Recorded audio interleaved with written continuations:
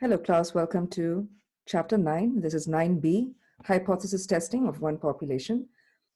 We are continuing with the idea of hypothesis testing. In the previous section, or lecture, we were able to understand the basics of hypothesis testing. So now we are ready to go ahead and do a complete test. So I want to start with the example we did last time, and I want to do a thorough step-by-step process of the testing. So testing a claim about a proportion. So let's call upon this example we used. 1,009 consumers were asked if they are comfortable with having drones deliver their purchases, and 54% or 545 of them responded no. Test the claim that the majority of consumers are not comfortable with drone deliveries. Okay. So we'll start with step 1. So I will save all the explanation because we already took care of that. So we'll go straight into these steps. Step 1 was about identifying the claim. So let's write there. Identify the claim. Okay. And the claim was majority of consumers are not comfortable with drone delivery. Then step 2,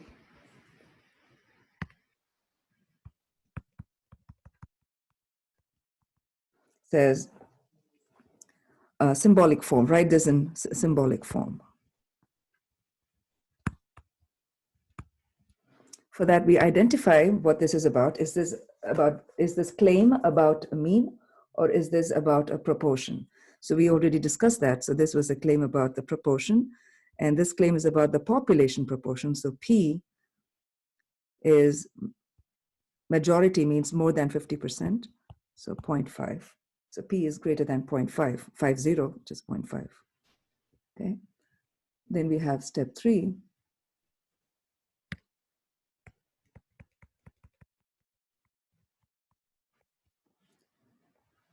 Identify null and alternative hypothesis.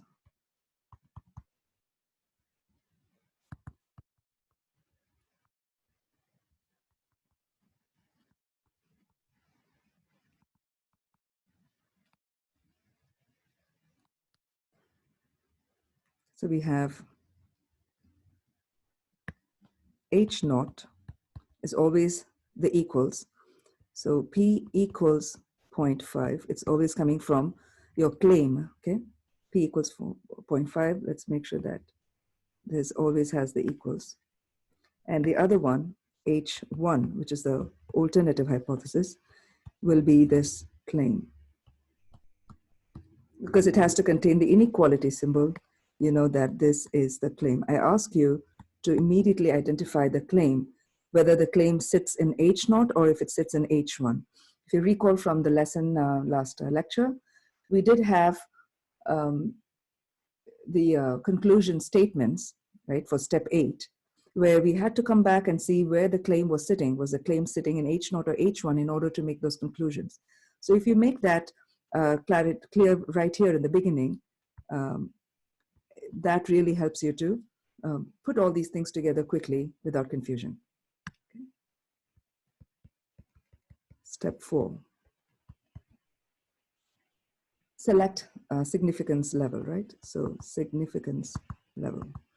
Now, most problems give you the level. If they don't give you the level, you're free to use your alpha as 0.05, okay? So I'm going to use alpha as 0.05. So I'll say commonly used value. If it's not given to you in the problem, you're free to use this commonly used value. Okay. Then we use the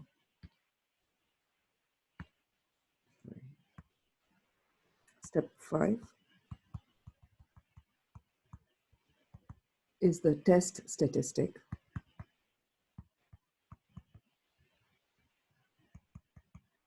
For that, we quickly look at the table we used for the test statistic. So if it's proportion, we only have this first row to worry about. So because this is proportion, we know the sampling distribution is normal, and we have to check these requirements, and then we'll use the test statistic. Okay, so I'm going to quickly write these things over there. So we found that this is to do with proportions, which implies normal distribution. And for that, we have to use the check. So let me take you quickly to the check. I mean the requirements. NP must be greater than or equal to 5, and NQ must be greater than or equal to 5. Remember again, this proportion is to do with binomials, right? So all the binomial conditions must be satisfied. That's why NP must be greater than. We said there must be at least 5 successes, right? Greater than or equal to 5. In Q, I mean, I repeated the same thing. So these would be your requirements.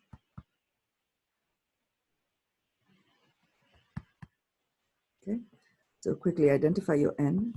N is 1009. P is 0.54. P is 0.5, I mean.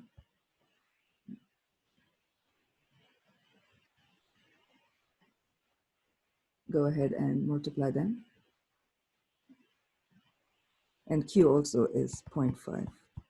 Remember, P is 0.5. P hat would have been 0.54. So N times P, you can already see that it's going to be, that it's going to work. Nevertheless, I do have a calculator by the side. So I am doing the calculation. It's a good idea for you to pause and do the calculation yourself. It's 504.5. Well, you know, we're just looking at the requirements. So this is greater than or equal to 5. So that's good. And Q is also 0.5. So you're going to get the same value. So the checks are all working out fine. So then we are now ready to go ahead and find the test statistic. In fact, we did this in the last lecture, but I'm going to do that here just so that for continuity. So we know that, let me quickly take you here. So we wrote proportion P, normal Z, and P greater than 5, and Q greater than 5. Now it's time to use the test statistic. All these worked, and so that is the formula you want to use. Z is P hat minus P over square root of PQ over N. Okay. And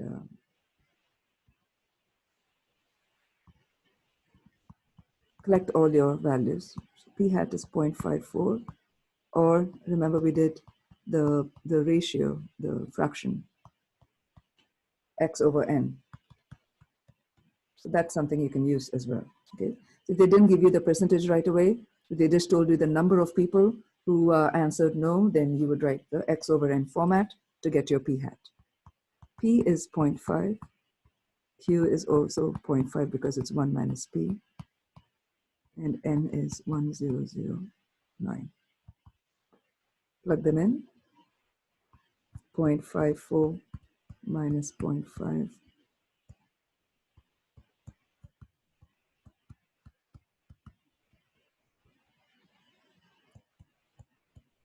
1009. And this came out to be 2.54. If you're using technology, you might get, you know, probably 2.55. Or if you were using the entire thing, like 545 over 1009, if you kept it as a fraction instead of 0.54 here, right? So if this was rewritten as a fraction, then that effect would give an answer as 2.55. It's not so different, but you know, sometimes it may make a difference if you're you know, when you do the critical value, it was that close. So just letting you know that rounding can have impact, okay, in your calculations. So that is your step, what was it, 5? And then we go to step 6. And here it branches into 2 types, right? So let's do, we did the critical method, critical value method.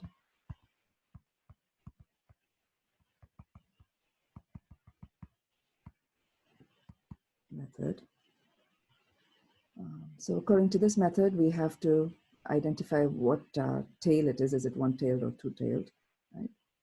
And for that, we looked at H1. Okay.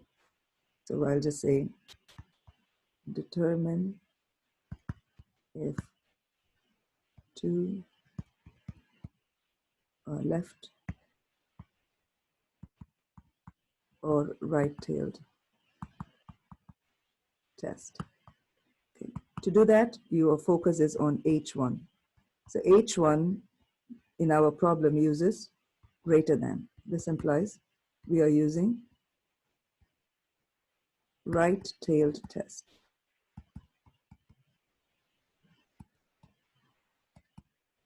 Okay.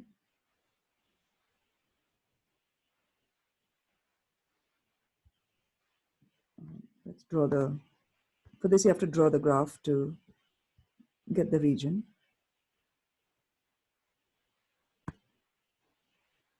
This is your mean. And we used alpha. Alpha is how you determine the region. So alpha is the 0.05. So you're shading the 0.05 area. What is different from the critical value we learned in confidence interval lesson was that there it was Z alpha over 2. So you divided that alpha value into both the tails.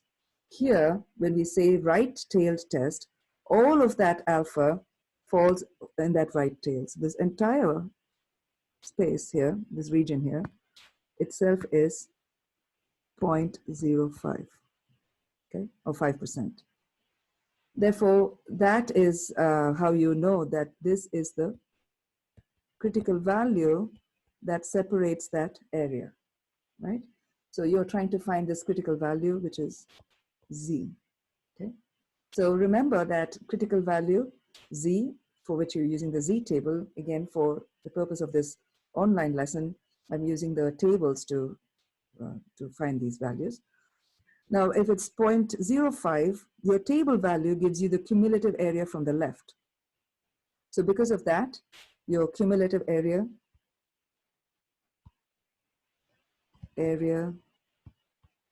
from the left up to Z, right? Because Z is the border line that separates it.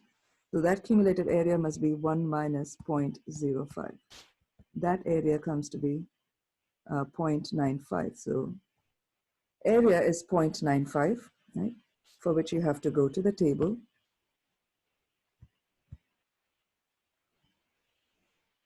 In fact, we did that. So we have that left over from last lecture. So I'll just use that. So 0.95, you go to the body of the table. The body of the table is where the four decimal places, right? You see all those values with 4 decimal places. That is what I mean by the body of the table. The body of the table contains the area. So you're looking for the area that matches up with the value 0.95. And what I've highlighted here is the value that comes close to 0.95. It's not exactly 0.95, it's 0.9505. So there is a slight overestimate here. So you look at the corresponding Z values, and that gives you 1.6 from here and 0.05, so 1.65. Okay. Now, if you're using technology, or if you're using existing tables that gives you these values already, if you are searching it on the net, also in some books it can give you that. That could give you 3 decimal places. So the critical value is 1.645. I'm going to use that as the critical value here. So this is from the table 1.645. The table gave us 1.65, but I'm using 1.645, which is a more accurate value for the area 0.95. So this is the critical value here, right? Z. Okay. That is your that's your critical value method from which you found the region and the Z value. I'll go ahead and do the other method before we go to step 7. So say or p-value method. This again, we mostly use technology for this, but you're free to use the table also for this. Okay. So for this, we have to go to step 5. So step 5 gave us Z as 2.54. Let me quickly check that. Yes, 2.54 or 2.55, depending on what you have. Okay. And this was a right-tailed test.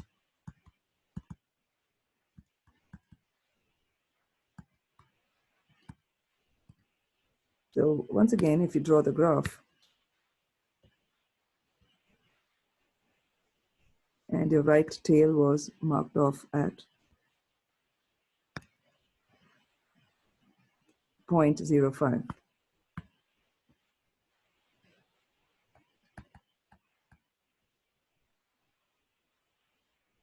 Right? And now we have the Z value is 2.54, which is your test statistic. So let me write here.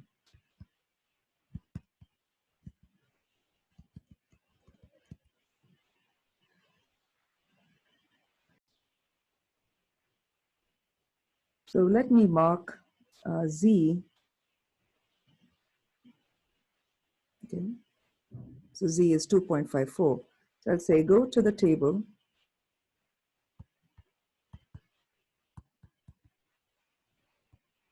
to locate the area, right, that corresponds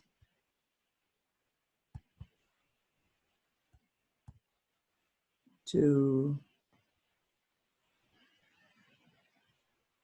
Z equals 2.54. Right? So then we go to the table, 2.54. So these are different marking tools. So 2 point, use blue perhaps, it's a little light. 2.5, 2.54, or if it is 0.5, 2.55, then you're going to look at that column. Look at the value that corresponds to it. It could be either this or this, right? Because we had the table, because we did the 2.54, I'll stick to this. 2.54 is 0.9945. 0.9945, let's take that here. That area corresponds to 0.9954. That is 99%. So clearly you can see that, I'm going to kind of remove the 0.005 because we just wanted the right-tailed. So 0.9954 is the area, the cumulative area. This corresponds to the cumulative area to the left of this Z equals 2.54, right?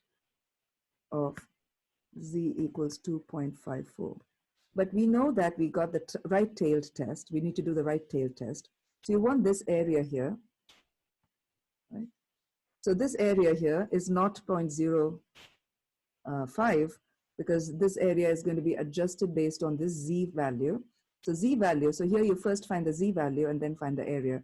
In the critical method, you had the area and from that you found the Z value, right? So here we go. We got the 0.9954. So to find the right shaded area, we do 1 minus 0.9954. So this will give us, again, use your calculator, 1 minus 0.9954 gives us 0.0046. Okay. So this blue shaded region would be 0.0046. Okay.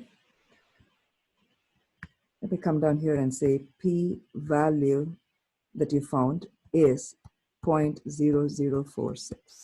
Okay.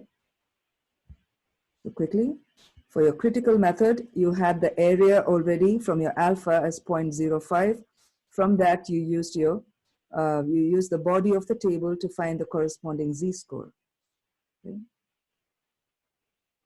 In p-value method, you use the z-value from step 5, the test statistic, and you use that in the table to find the corresponding area. And we had to do a little calculation there because the area that the table gives us is cumulative area from the left. So you had to consider the right tail test and do the 1 minus that cumulative area. And that area value is the probability, right? Area is the probability. So your p-value itself is the area. So I'll just write here, probability equals the area. So the shaded area is the probability, and your p-value is 0.0046. Now we go to step 7, is make a decision.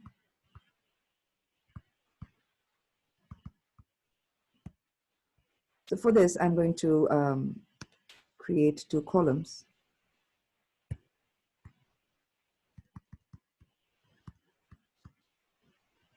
Critical value and the p-value.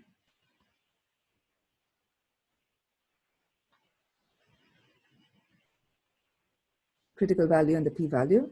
So now we can go ahead and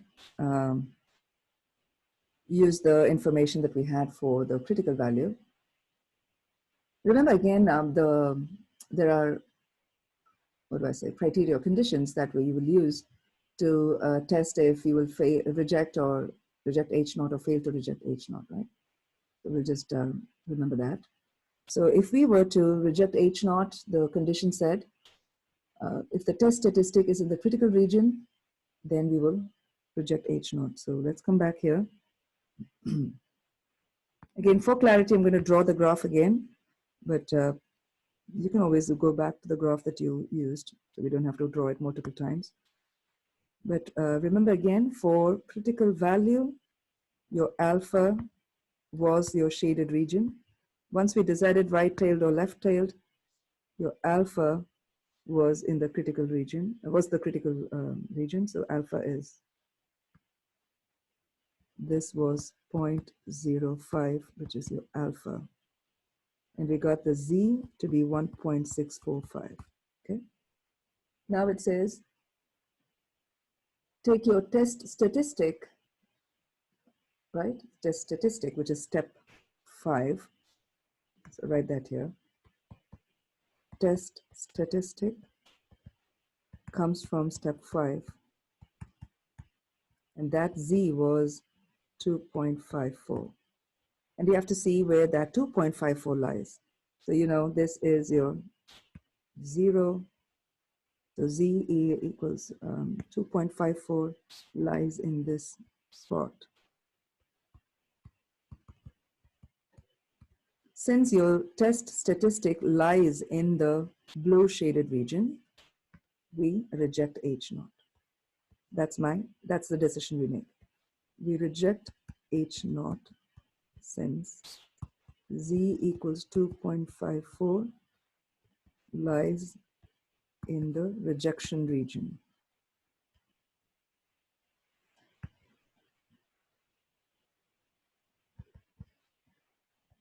The rejection region is the blue shaded region here, right? Then come to p-value. P-value is more a comparison of numbers, so you don't have to draw this, right? So let's just quickly note down what the p-value was. P-value came out to be 0.0046. And alpha is 0.05.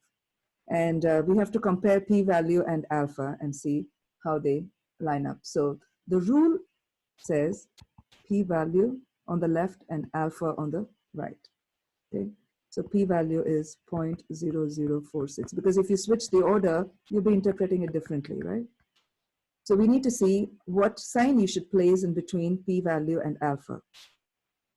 So p-value is less than alpha, right? 0.0046. So this is less than alpha. So that condition implies that we reject H0 since p-value is less than alpha. If your p-value is exactly equal to alpha, we will still reject it because that's what the condition says. But if the p-value is greater than alpha, then we fail to reject H0. So be very clear about what the condition says. The condition is it's holding true in both. The decision is holding true in both these cases because we used equivalent methods, so we reject H0 as the decision for the methods we used in step 6. So step 7, the decision is made, we reject H0. Then we go to step 8. Restate the decision. Okay. No one outside the statistics world will understand reject H0, right? So we have to write it in a language that people can understand. And so if you remember, we went back to that conclusion table. So you have 4 ways you can conclude it, depending on how your values are sitting. So here we have to decide first 2 things, whether the claim sits in H0 or the claim sits in H1. Okay. So for our current problem, reject H0 is established, right? We have to reject H0. So that is these 2 conditions. The other 2 will fail to reject H0. So these are the two conditions between which we have to consider. So if my claim is in H0, I use the 3rd condition. If it's in H1, I use the 1st condition. So quickly go back here. Where does our claim reside? We took care of that right when we built step 3. So you can see that your claim is in H1. Your claim resides in H1. So you know that you have to use the condition related to the 1st row. Okay. So you're going to use this language. Okay. So I'm going to come back here and say,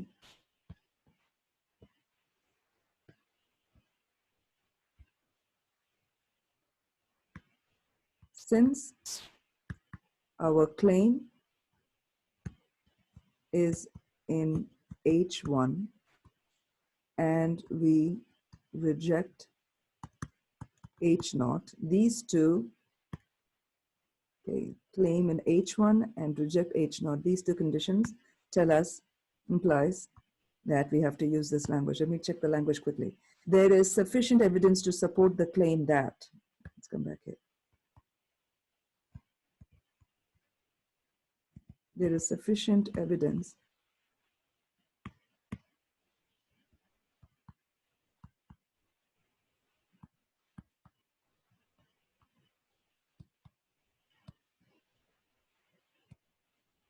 that, and then you will have to insert the context, okay? That, insert the claim, okay? So I'll just say insert claim here. And then I'm going to continue. So the claim here was that the majority of the consumers were not comfortable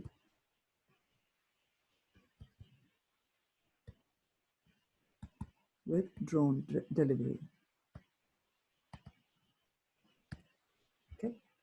So the claim, is, so we have sufficient evidence to support the claim. So we're supporting the claim that the majority of the consumers were not comfortable with drone delivery. I hope you kind of enjoyed how we did it systematically, step by step, to arrive at this conclusion. Right? Now let's look at an example related to mean. Okay. So I'll say testing a claim about a mean. And I'm going to copy the question. So here's the problem. A common recommendation is that adults should sleep between 7 hours and 9 hours each night.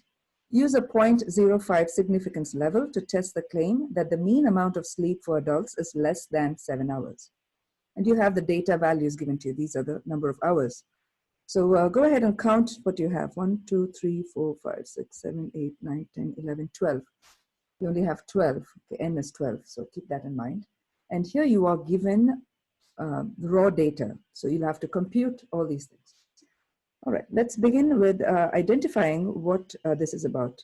This is clearly talking about the claim. So, it's to do with testing of hypothesis. And there you have two parts. Is it testing about a claim about a proportion, or is it a claim about a mean? So for that, again, you have the hint. It says the mean amount of sleep time for adults. So, it's testing the hypothesis for a claim about the mean. So that's good. So in your mind, you must now think mu. Okay. So mean here would be the mu, because it's about the population mean. All right.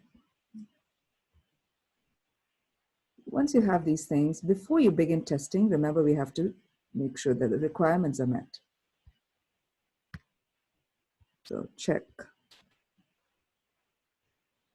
requirements.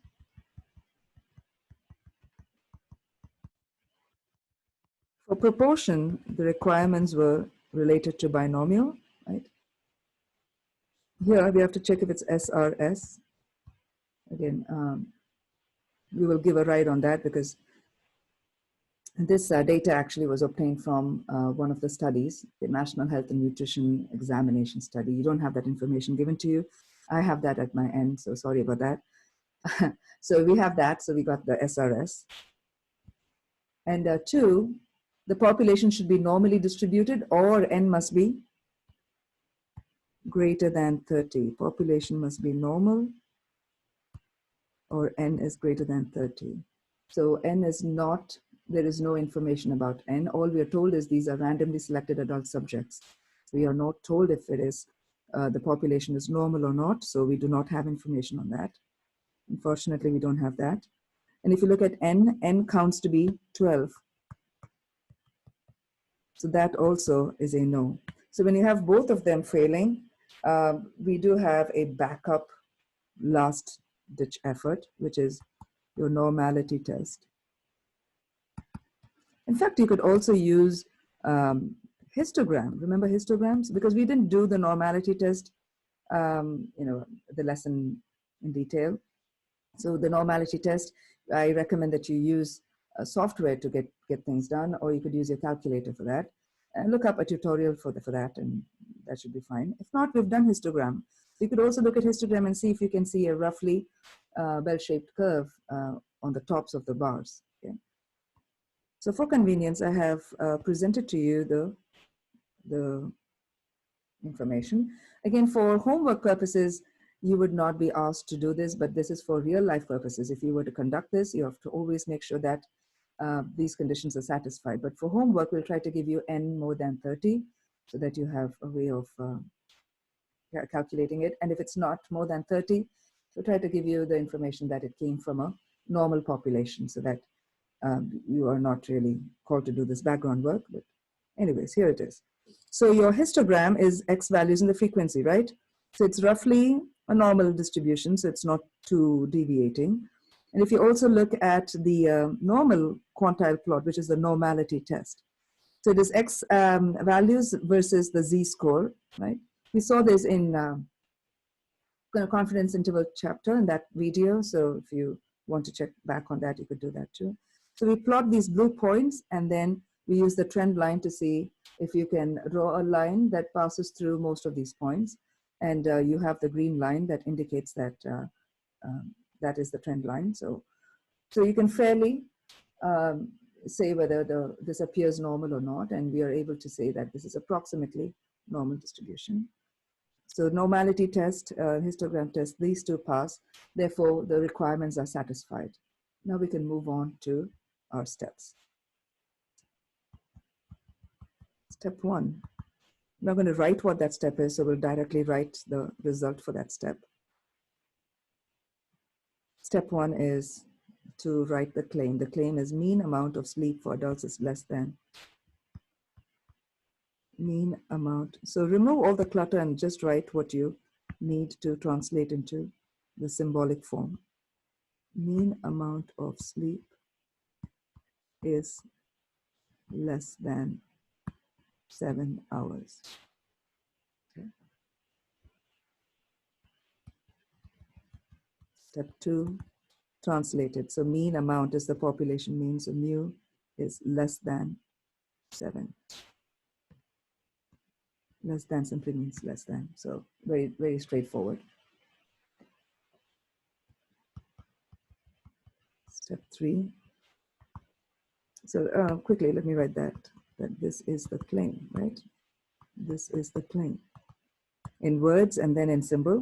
And your H0 is always your mu equals 7, right? So H1 then would be the claim with the inequality.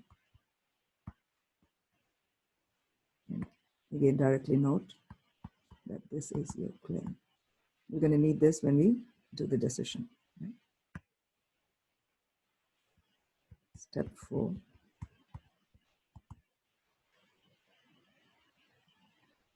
Alpha. So alpha is given to us in this problem as 0.05. If it was not given, we would still have used, 0.05.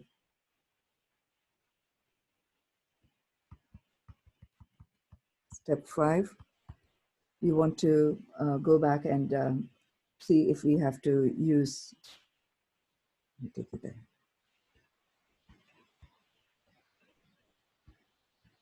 Remember this table? If mu is what we're trying to find the claim about, then you have two possibilities, that it can be a t or a normal distribution. You have the formula. So because we are given the data, we have no problem using this formula, t equals x bar minus mu over s over root n.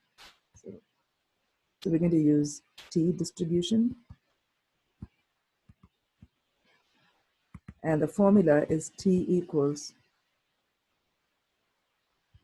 x bar minus mu over s over root n. This is the formula given to us. But where is x bar, where is s, we have the mu and the n.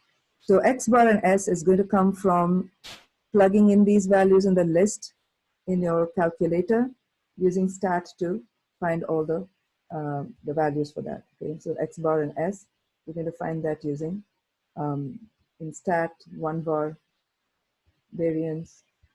That will give you the x bar and all that, right? So let's come down here and make a quick note about it. Use the raw data. We have to do calculator.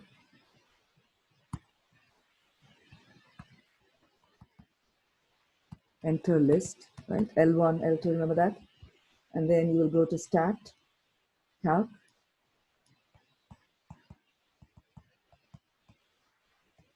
You could do this manually, but it's going to take forever. Okay, so you will use the calculator on this. 1 bar stats. This was stuff we did early in the course, so please recall that. And that will give you, follow the directions after that. It will say list L1, frequency list, calculate. So go ahead, and if your data values reside in L1, then you're good. If your L1 is already used by other data values, either clear it and put the new data there for this problem, or go to another blank list and use that list and call upon that list when you do the calculations. All right, so go there and you will use the information there. And I did that at my end, and I found blue for this. I found x bar to be 6.833333, right? And then the s came out to be 1.99240,984. Okay. Your n must show us 12, of course. Remember, there is sigma x and there is sx in your calculator. Make sure you're using the right notation. Okay, take those values and plug them in. Please do not round them prematurely. So it's okay if you had to enter this long number. Mu is 7 because that comes from, let me also write that here. Mu is 7, that comes from your plane. You're not calculating that, that's coming from the plane. Over S over root n. This is your CLT, central limit theorem formula, where mu x bar is the same as mu, and sigma x bar is the same as sigma over root n. In this case, sigma is unknown, so we use S. That's the beauty of using the t-test, the t-distribution. Okay, 1.992400984 over square root of 12. Again, use your calculator. You can clearly see it's going to be a negative answer because you got 6.8 minus a 7. So it's going to be a negative answer. And that comes out to be negative 0.290. Okay? And this is a place where you could round it. Okay, this is where you will round. Now you could use technology for the next step to use the p-value. Right? If you're using technology, then you want to go to the t-test. Okay, so let me, again, it's hard for me to show you from the calculator. So your value would be drawn from the table if it is easy to find the table value, because what happens with the t-test is, let me show you the table here quickly. What happens with the t-test is you're using this table, right? Now look at the degrees of freedom, because you will use the t-test corresponding to the degrees of freedom, and our n is 12, so you have 11. So in this problem, it is kind of okay, right? We are able to still use the table. Now what if your n was, let's say, 45, okay, 45. So n minus 1 would be 44, and there is no entry for 44. So those are the times when we find that technology is superior in handling these kind of issues for us. Yeah. So so p-value could be done using technology. Okay. So I'm going to kind of verbally direct you, but we'll just put the pertinent details here. Okay. Now you have your data already entered in your calculator, and you have that information, right? So what you could do is now go in. So this is for your calculator. So just see. And what was this? TI-84.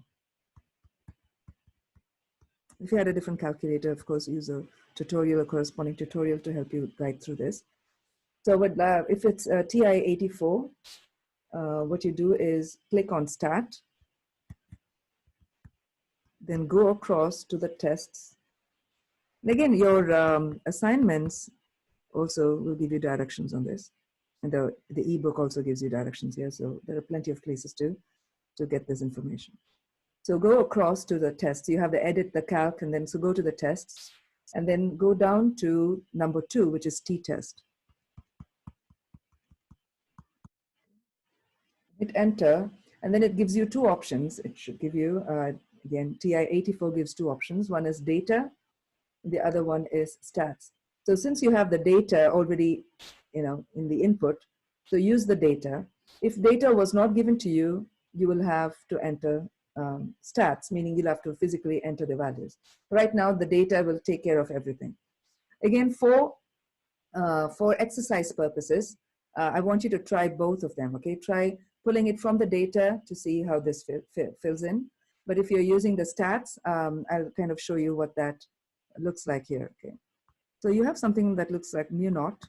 Mu naught is your mu, okay, the plane, you see up here, plane. So enter 7 there. If you're doing the stats version, you're entering the summary statistics. So you will enter the values manually. So in this case, you would have entered X bar as 6.83333, right? And then SX is the next field. For that, you will enter 1.9, is it 99? Yes, 1.99240,984, right? What we have up there. And your N, it will be 12. And then it gives you 2 or 3 options. It says mu is not equal to mu naught, less than mu naught, greater than mu naught. So you obviously will choose the less than mu naught, because mu is less than 7. You set mu naught to be 7. So the claim was mu is less than 7, right? You got that? And then you will hit calculate. Okay, once you enter all these things, hit calculate. Now, test it again with the data, because then you don't have to enter them manually. You can call upon the data. All right, so once you do all that, you'll have a display of all the values. The display will show things like this. Mu is less than 7. T is negative 0.28977491113. P is 0.3886888243. X bar comes out as 6.833, the one that you entered, so it should not be any different. Sx is given to be 1.99240,984. Now, if you use the data, this is kind of helpful to see if the X bar and the Sx all match correctly, so that you called upon the correct data list. Right? This kind of helps as an inbuilt check, but here is the important stuff. You said we're using technology to find the p-value. So this is the p-value we are interested in, okay? In fact, if you look at the t-value, it also gives you the t-value, so we didn't have to calculate it manually. That's your t-value there, the test statistic, I mean, that we manually calculated in step 5. That can be derived right here.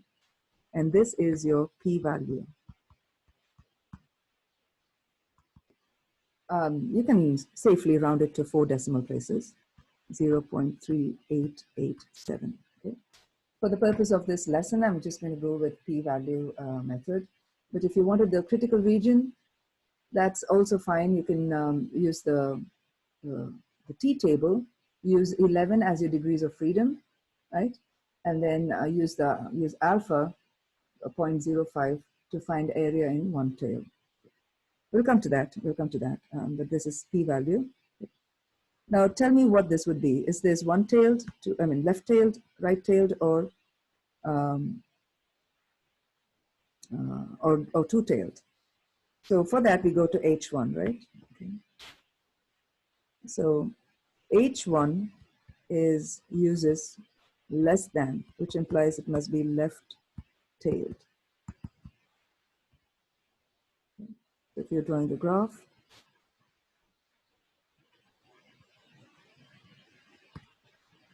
you are shading the left region. So this is for p-value method, right?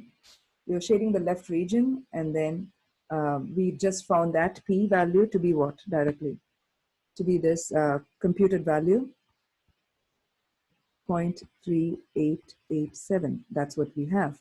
And where it happens is also given to us, right? T is negative 0.289. Excuse me, that makes sense because you're looking at the left tail, so it must be a negative t, and then you have them. So they all line up. That's really nice. You can see them all making sense together here.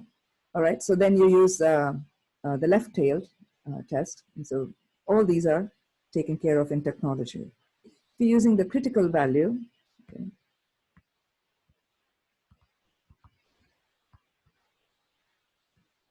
then you once again determine it's left-tailed, right?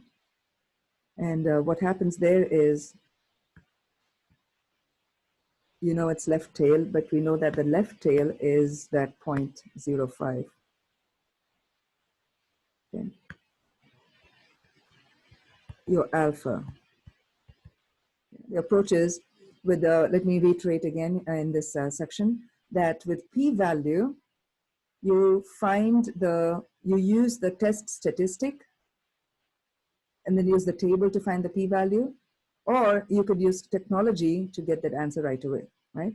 But in critical value, we first use the area, use alpha, and then find the t-value. So in p-value, you use t to find area. Here we use area to find t. Okay? So the t here, for that you have to go to the table, and the degrees of freedom is 11, okay, 1 minus the 12, so 11. And then look for one-tailed test, so that's one tail. And for one-tailed, you have 0.05 for one-tailed, right? So for your 11, it's 1.796. Okay. Because it's left-tailed, it has to be negative 1.796. Negative 1.796. That's something we have to adjust because it's left-tailed. It has to definitely be the negative quantity. So that's what we have. And then we come back to the test statistic. The test statistic was negative 0.289. Okay. So look at the test statistic and see where it falls. Negative 0.29, negative 0.29. Test statistic is negative 0.289 something. That value lies outside the rejection region. So that's where it lies. So we'll hold on to that because we're going to now go to step 7 to make the decision.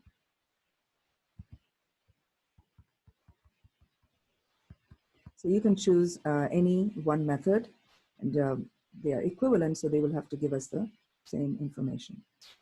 So for because we use the p-value first, the p-value method first, let me do the decision for that. Remember, for the p-value method, you set your p-value on the left and your alpha on the right. So write the p-value, which was 0.3887, and your alpha 0.05. See what sign should go in between them. Very clearly, we see that your 0.3887 is bigger than the alpha value. So we say fail to reject H0 since p-value is greater than alpha. Okay. And for the critical value method, we fail to reject H0 since the test statistic lies outside the critical region, outside the shaded region.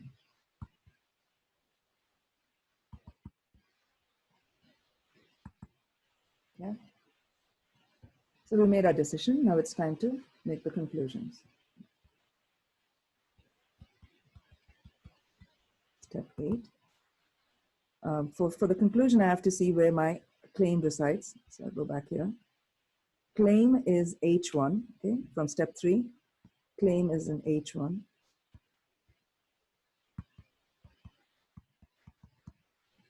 This comes from, what happened to the claim? Claim is in H1. And this comes from step 3. And the decision was failed to reject H0. This information comes from step 7. You use these two to make your conclusion. So let's go to the conclusion table. Okay. Claim is an H1 and we fail to reject H0. So we're looking at the second row. That's the condition it satisfies, the second row. And so the conclusion is there is not sufficient evidence to support the claim. Come down here. There is not sufficient evidence to support the claim that, and then insert the language from here, okay? So what was the claim? The claim was that, go back to the question, okay? I'll take you back to the question.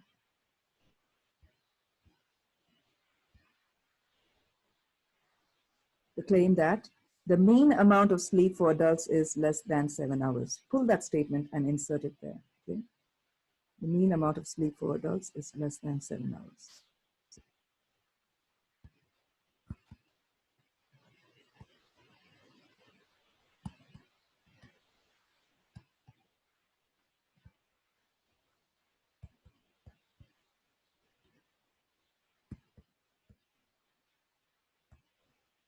Yeah, let me read that again.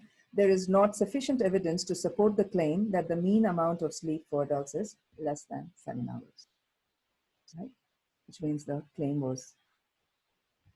cannot be supported.